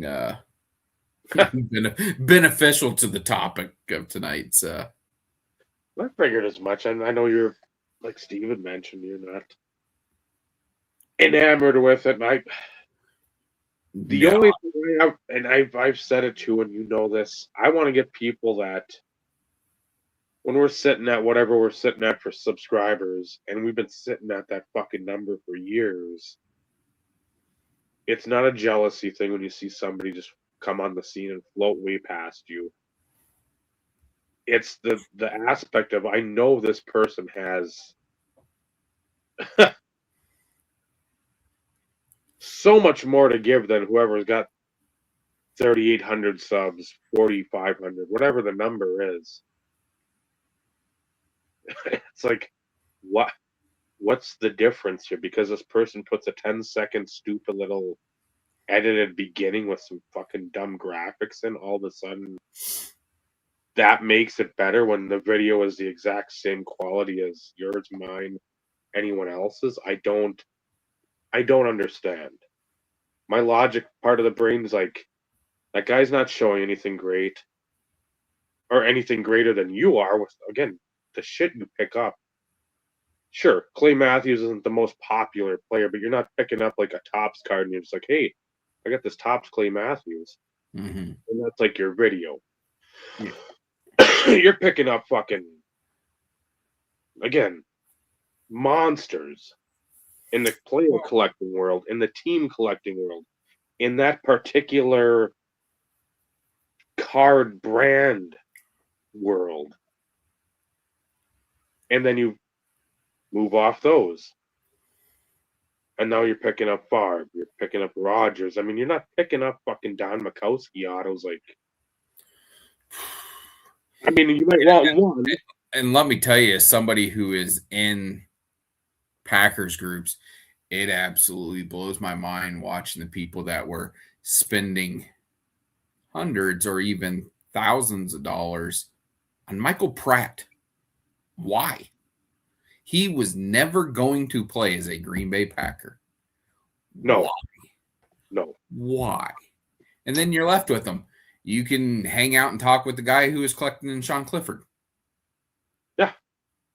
Unless you have a personal attachment to these guys, that's something different. If they played for your favorite school or you met them and, you know, had a good interaction with them, okay. Pick up a nice card of them. Yeah. Pick up an NT or whatever, some sort of cool color match prism, whatever it is. Yeah. Don't fucking sit there and super collect them for 6 months, because that's what happens. I'm the guy. This is the guy. I bring them all to me, and then that goes away in 6 months, and then they're on to some other rookie. But what I was going to say when it comes to you know talking about this person has so many subscribers or whatnot. I've made videos for roughly 15 years or so, somewhere around there. 2010 to now, roughly 15 years. At any given time during those 15 years, if you ask me how many subscribers I had, I probably wouldn't be within 100. I don't know. You're spinning right now, just so you know. Okay, you're back. But I've never paid attention to the subscriber thing, because it ultimately doesn't matter, because so if you have 45,000 subscribers, well, your video gets, 3,000 views. Well, you're getting less than 10% of people actually watching, as opposed to, oh, they followed you because they saw a video and then stopped coming back. Yep. So the subscriber thing has never been of any importance whatsoever. Yeah. I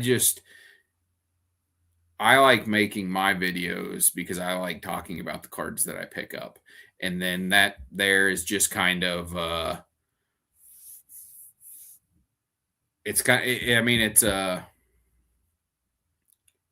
interactive view of my collection, to where I can go back and watch videos of, when I pick this stuff up, which is what I use Instagram for.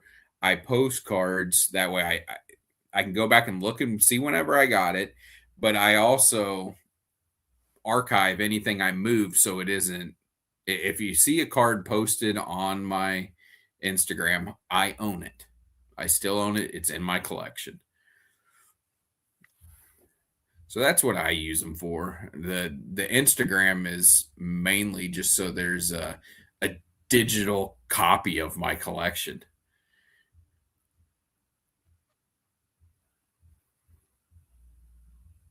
And I get that. I know, like you said, But it's nice. It's nice to see when, like you said, it's almost like a digital book. Yeah.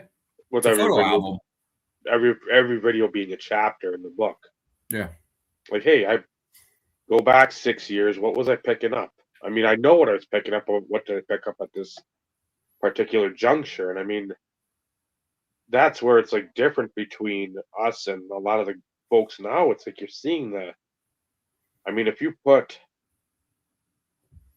10 channels that were in the Hall of Fame, like let's say the last 2 to 3 years, plus this year's quote unquote top quote unquote contenders, you'll see a lot of similarities between those cards that they're picking up. There's not a lot of individual thought going into like, I want to get this because man, I like this. It might be a modern on the merit of the year it was out or the year the product came out, like an SP Cuts or something like a Legendary Cuts, and have something out of that set that's cool. It's like a game used bat or a jersey or going for a cut signature. And that also keeps everything fresh because you hear, and again, you'll have a lot of new collectors do this as well because of the pricing and just get priced out. But if you don't want to be a collector of like oddball stuff or vintage stuff or even vintage oddball, you just want like Topps issued cards, you're pretty much backed into a corner. I mean, if you want mantle cards, yeah, it's going to cost a ton. But if you want, let's say, Frank Robinson, shouldn't cost you as much. But what are you going to roll through? I mean, I know he's got some manager cards along the way, obviously post career. But what are you going to do? It's like, man, I like Frank Robinson, but I don't care about the Swiss Miss cards or the fucking bazooka cards or whatever. Those cereal cards. Yeah, you're just like, I don't care. That doesn't interest me. I don't know.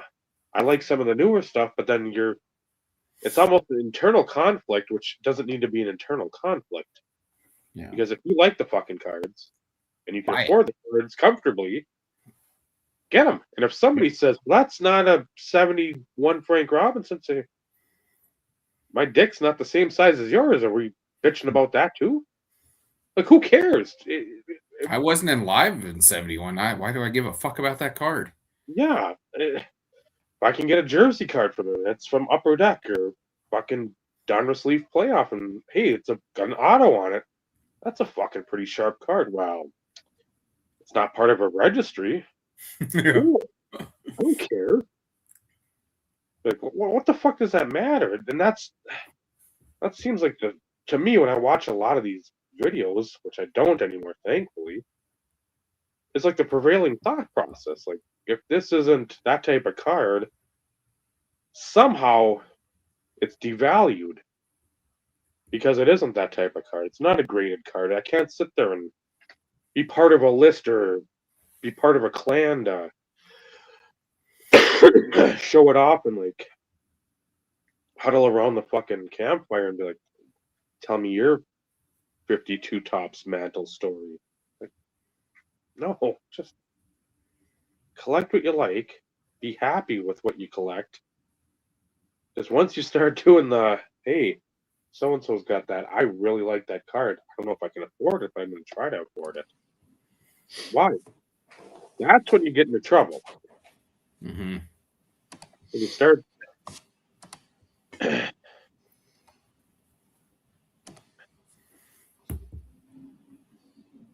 You always have somebody will jump out and then they'll get called out somewhere and jump back in for a video. And No, that doesn't happen. Never. Lou, we're always paying attention. Unlike other Entities. yes, we'll go with that. Not anybody who's here currently. Well, I should say in the chat. Maybe lurking. Yeah, we don't have any of those. No, it never fucking happens. Ever. But we are coming up on 2 hours. Think we've hit our quota. You can go on the soapbox for a little over 4 minutes, so we actually hit the 2 hours. Orlando, you're never a lurker. You actually do comment. If you were a lurker, you would say nothing at all. It still surprises me, and I'll always mention this, Orlando, that you were so excited wanting to get like a picture with us at the National. I'm like, wow. In my mind, I don't get that. I mean, A, you need a panoramic view for me, but at the same time, it meant a ton. Like, oh, it did 100%. Dave is not downplaying that. It just No, not one bit. It's the fact that like we're Of nobody people there, we're nobody special. Yeah, and you're like, I want to meet you guys. Like, no, Lou, we've already had this conversation. We are infamous. We're not famous. We are infamous. Like the picture of Dave in BCC literally almost broke the fucking internet. Just saying. Well, and again, Orlando, like in all seriousness, like it meant a ton. I'm glad we were able to get the picture. It was awesome meeting you as well, along with a ton of other people. yeah, that was, and that's I think the overwhelming part. Like, yeah, let's not go into that topic because that's like. no, I just want to like when I went to 2011 was my first as a YouTuber national. First time RBI crew set up at the National. You could walk those aisles and it was great. You could just peruse at your leisure. Saunter even. And you knew all the YouTubers. That was the thing. I mean, some people you're like, I think I've seen you. I don't. What's your YouTube name? Please let me. Oh, when I saw Scott Snodjuice at the fucking Guns N' Roses concert in 2017, he comes up to me and he's talking and. Like, okay. do I fucking know you? He's like, Snodjuice. Why do you say that? I'm like, he's like, well, I thought you. I'm like, when's the last time you made a video? He's like, well, it's been a while, but on Facebook, again, I'm not looking at everybody's Facebook every day to try to like mentally remember everybody. And there's somebody outside the thing that knew me too from Freedom Cardboard. Eric Slett, Slette. I think he's on Insta too with big Iowa Hawkeyes guy, and he's out there like, I'm with Dave. What the fuck is this? So, but that's the thing. You knew people at that first one, the 2011, and people, again, like they've done for the past 15, 14 years, gathered around RBI crew because that was the. Oh God, way too much time spent on there, riling up the masses with Grant and Elon and many others. No, Rick. It was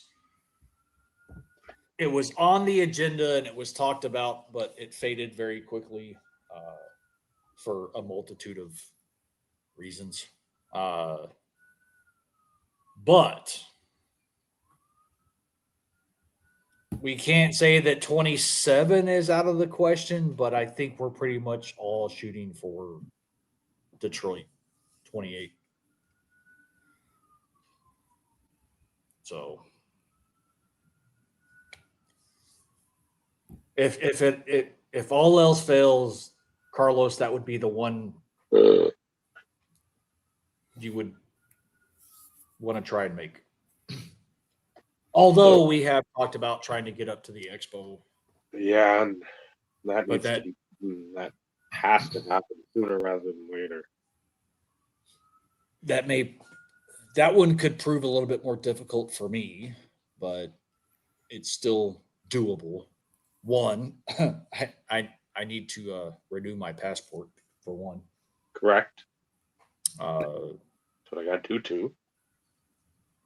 but that's the one thing that we've talked about wanting to do, and it just nothing has fallen into place for that to even be a thing. But like it's that is also on the short list. So And I just want to get everybody down to a Dallas show. well, I'll be here. I know.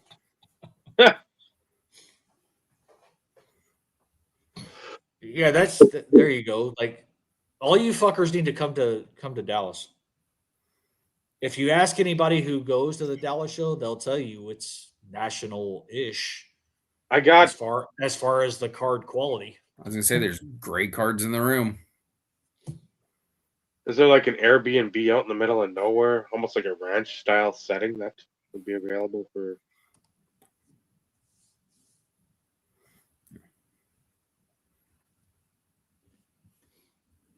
Well, Lou, if you do make it to Dallas, make sure you let me know. Or you pilgrimage to Ryan's shop. That's real easy. That's real easy for me to get to. That's on my more short likely list. than anything right now. At some point, I'd probably want to get back there, see the new shop. Well, and that's the thing. Like Dave, it's like the three of us need to chat about that because I see that potentially being more in the future or sooner than the other things. So, but like for national, to put a button on the other story. Again, 2011, easy to meet people, easy to find things. Just it was low key. And then when we went, whatever that was, it just had again the hobby completely unraveling with how many people, breakers, pavilions, influencers, all this shit everywhere. Our good friend Mojo trying potato chips and us being in the background, me shooting him as a loving look. Yeah, me saying douche and it getting cut out of the video. I tried. I so tried. And then seeing everybody everywhere when you're just trying to look for cards. And I said this during like the lead up. I said, don't be pissed if personally me, I'm looking at cards and I'm not too, I wouldn't say thrilled, but I'm not going to be as chatty as I usually would be. Because if I find like a place where I'm looking through cards and I'm enjoying it, I want to do that for a little bit. I don't want to sit there and search through boxes like all these set collectors, which again, I admire that fucking grind, that ambition. When you're sitting there ripping through binders, hey, I need this card number 571 and 63 tops. I need to find whatever, and it's just one you can't find at a price you want. I'm okay with that because again, if you're that age, a lot of those guys are older. Cool. You want to put something together that you had as a kid. I'm always for the nostalgic part of this hobby. But just seeing so many people there, and then that Thursday night, again, not complaining whatsoever, just the amount of people, and then the amount of people that I've never met. I mean, I met Joey before, so obviously I've won games with Joey, and I've talked to him before, but it's like, yeah, You have so many people. And then you have like, well, you're is Steve here? Is Vinny here? Who's here? Like, we're over there, away from people, which Yeah. we should be. So that people closest to where the food was put well, down. that Go too. figure. Go figure. We're food adjacent, of course. So it was fun because again, you get to see so many people, meet so many people. But it's just a lot. It's just a lot to take in. So Yep. not putting it down at all, but it's like when you have like literally every table you can stop at, and there's let's say 7 people at a table, and you could probably talk to 4 or 5 of them at length. Yeah. And maybe like, hey, I know that guy. I know I've seen him somewhere, like Steven. I'm like, I know the dude, and I can't fucking think. Ken's Cardboard, another one. I'm like, I know you. Why the hell? Elite Hunters. I'm looking. I'm like, I've seen you. Why don't I know who the fuck you are? Right. That's who I'm. Oh, then it makes sense. So, in our day, the OG day, you had channels, but you didn't have thousands and thousands of them. Where you're trying to sift through like faces and trying to figure people out. Then Yep. you had a couple hundred that were of the inner core, I'd say, of the community. Maybe more, but it's like the ones you sort of followed. Maybe there's like a ring, like Uranus, rings around Uranus, and there's a couple moons around the rings around Uranus. So I mean, it wasn't like 4 solar systems like it is now. Very So true. I don't know. If you haven't gone out and voted, cast your ballot, and you want to do so again next Tuesday about this time, somewhere Yeah. Well, beginning of the show before. to now. Yeah, 24th, 9 p.m. Eastern.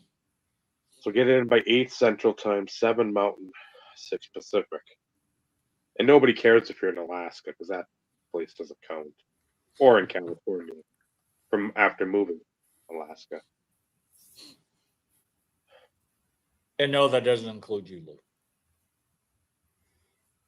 Just kidding. So get your ballot in. Yes, I know, Lou. You're in Florida. Florida, California. I mean, what's the difference? Nothing. No. Just a few thousand miles. One has earthquakes and The other one has hurricanes. Yeah. So I mean, same thing. Different words. Exactly. Yep. Exactly. One has homeless, one has gators.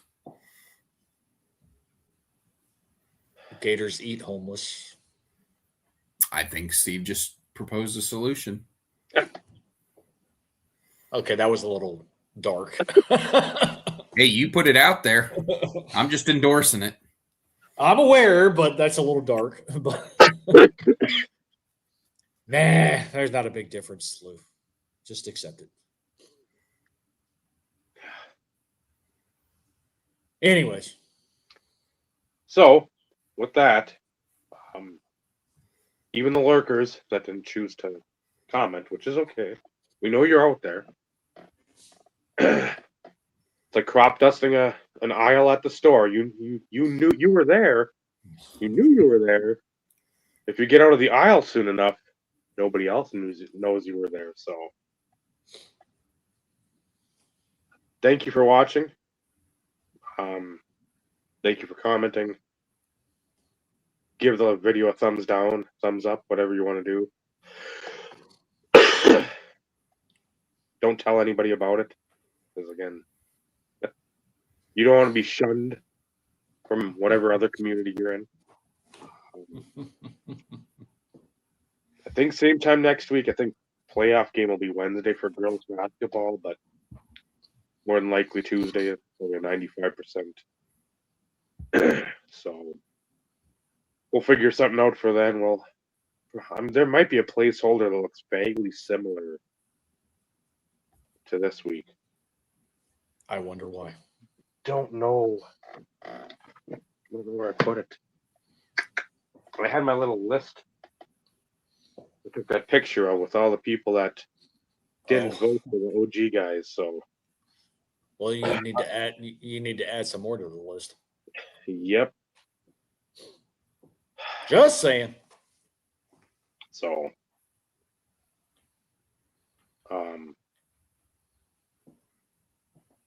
thank you all supporting us, voting for us, any Capacity. way you did. So again, much appreciated. So until next week, it's Michael, there's Steve, I'm Dave. This has been the RP. Remember, collecting votes for the YouTube Sports Card Hall of Fame, it's a wonderful hobby. Pouring yourself out during the Hall of Fame season to get those votes, that's what really matters. Again, yeah, vote for the Dazzler.